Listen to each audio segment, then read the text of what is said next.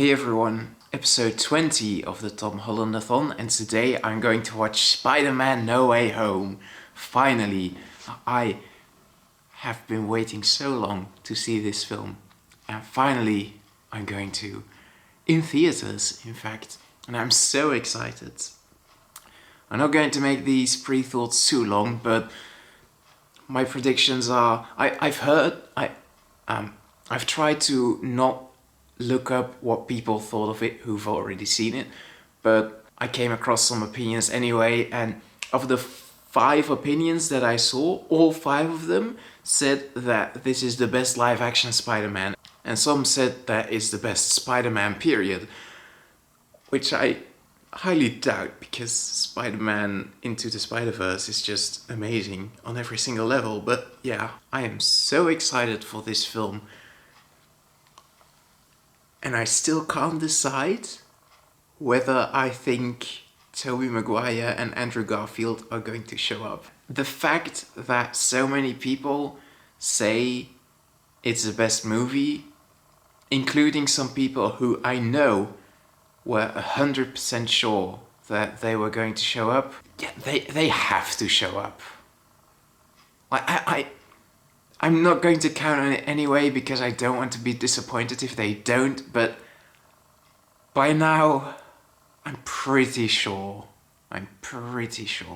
But I guess I'll have to wait and see. Other things I am really looking forward in this film is seeing Spider-Man and Doctor Strange interact more, because I really like that dynamic in Endgame.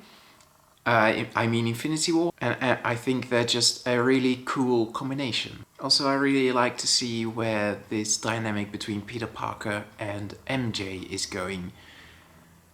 And also, I'm just really excited to see Doc Ock on the big screen, because he's pretty cool. And also, obviously, Green Goblin and Electro. Oh, I can't wait. I still have to wait like 7 hours before I see it, but I'm going to have to wait 7 hours, and then, well, tomorrow, I'll be back to tell you what I thought of it after I've seen the film. I'm back! Spoilers.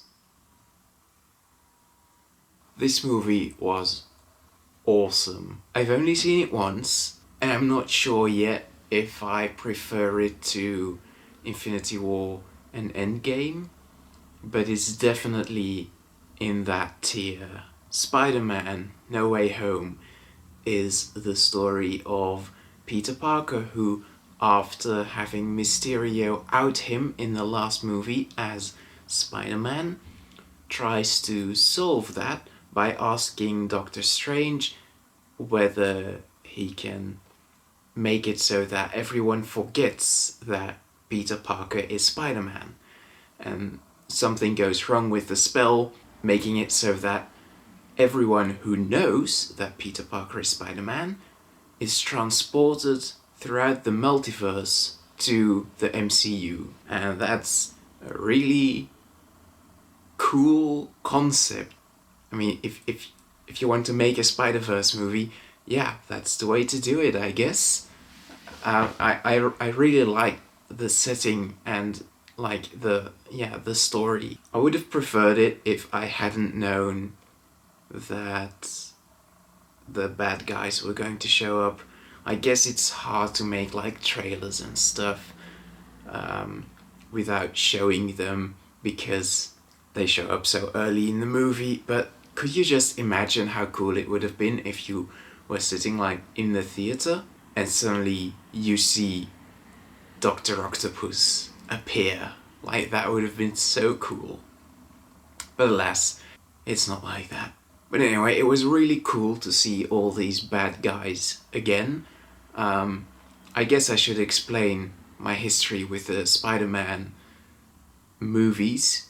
I've seen the Tobey Maguire trilogy something like 10 years ago, and I quite like them. It was before I was very into the whole superhero stuff, but I thought they were neat little films.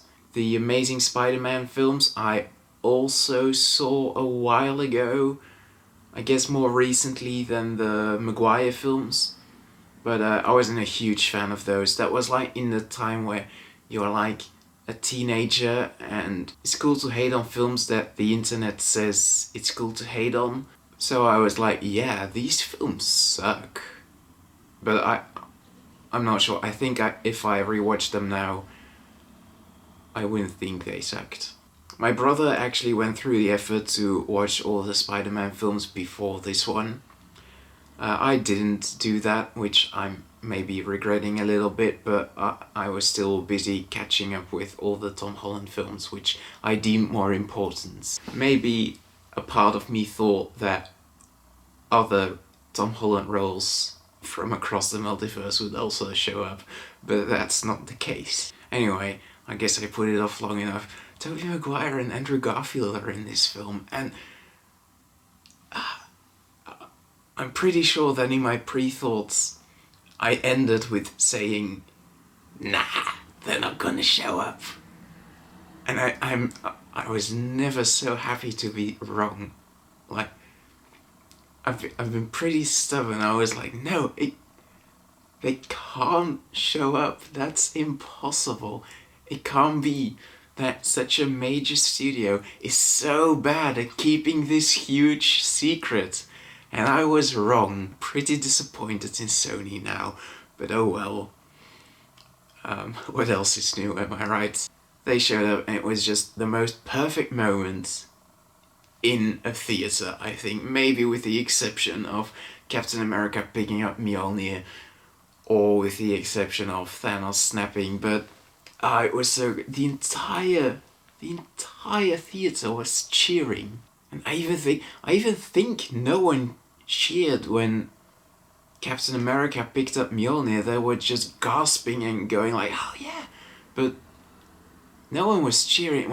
When Andrew Garfield took off his mask, everyone was cheering. In fact, our theatre cheered a lot, and that's not the habit where I live. Let's see, they cheered when Daredevil showed up. Oh yeah, Daredevil shows up for like 6 seconds and he's awesome. Our theatre cheered when obviously Andrew and Toby showed up. They cheered when Andrew saved MJ, which by the way, best moment of the film.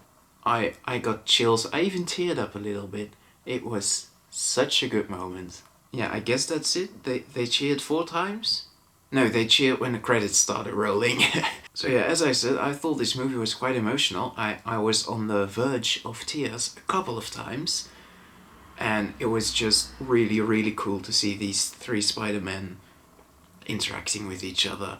Like all of the things that people on the internet said would be really cool to see in the film, like them discussing web shooters and why Toby doesn't have them is just great. There were some like jokes on the verge of being meta jokes, like Toby saying to Andrew, no, you're not stupid, you're amazing. You're an amazing Spider-Man. Honestly, I probably could have gone without those. They took me a little bit out of it. That's just, yeah, I don't know. I don't know how I feel about it. I should rewatch the movie and see how I think about those jokes on a second viewing, because I probably would like them more now. But when I was seated in the theatre listening to those jokes, I sighed. Yeah, I'm sorry. I guess I just can't have fun. So, obviously the movie is really good and very cool to see these Spider-Men interact and all of the villains return. I feel like, from a writing point, the movie was kinda sloppy, and that's coming from someone who liked Chaos Walking, and like, I'm totally not sensitive to like writing errors or plot holes or anything like that. Writing is like the least important part in a movie for me, and even I felt that, ooh, there's something not quite right with this one, right? I kinda really disliked how Spider-Man came up with the idea to go to Doctor Strange is just looking at some Halloween decorations. Like, how stupid is that? And also, like, some of the jokes were really forced, I think. Like, it started with Dr. Octopus on the highway saying, "The power of the sun in the palm of my hand." And I was like, oh yeah, I recognize that line. That's cute that they brought that in there. But then later, Green Goblin said, "I'm something of a scientist myself." And the way he delivered that line was like, "Alright, everyone watch me. I'm going to say the line, right? Are you ready for this? I'm something of a scientist myself." Bam! I said it. You thought it wasn't going to be in this movie, but it was. Like, I know that felt kind of awkward to me. But once again, I probably will like those jokes more when I rewatch it. Let's talk about Tom Holland, shall we? He was absolutely insane in this movie. He was so good. Hands down the best Spider-Man performance he's ever portrayed, and probably the best Spider-Man performance ever. Oh my god. Like, when Aunt May died and he's just destroyed, and then like when the other Spider-Man appear, that's just Tom Holland is such a great actor, and I'm so happy that I decided to do this marathon. He is great. I absolutely love him. He's the best Spider-Man. Like, when I said it watching Civil War or whatever, I said it like, yeah, and I guess maybe, I don't know, maybe he's the best Spider-Man? Don't shoot me, but now I'm like 100% sure. Tom Holland is the best Spider-Man, and you can't convince me otherwise. Talking about Tom Holland, in the movie it was said he was 17, which is, good for our graph, because I like to not call him a 16-year-old anymore. But like, the movie takes place after, almost immediately after Far From Home, right? So wouldn't that mean he's a 16-year-old? Or did I make a mistake in my Far From Home video? Or is his birthday like in August or something? Because I guess this movie did take place during like late November, early December or something? I don't know. The very end took place in December, because there was the big Christmas tree. So let's just call him a 17-year-old, because that's what the movie called him. And that makes our final version of the graph, I guess, look like this. It goes up slowly but surely. And I think, like, because of the timeline of the MCU, he has to play a teenager much longer than he's aging in real life. Wait, that makes sense, right? Even though the MCU now caught up with the real world, because this movie took place in 2024.